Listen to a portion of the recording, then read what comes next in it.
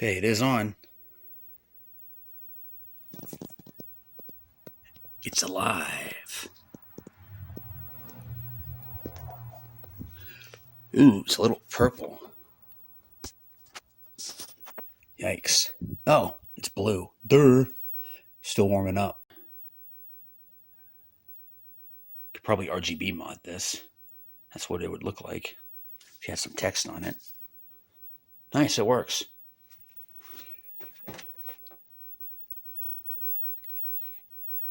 Do not try this at home.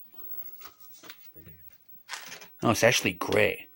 Okay, on my 32-inch Sharp, the screen's blue, and if you put it on one of the channels, the OSD flips out like it usually does, then it'll go to the blue screen.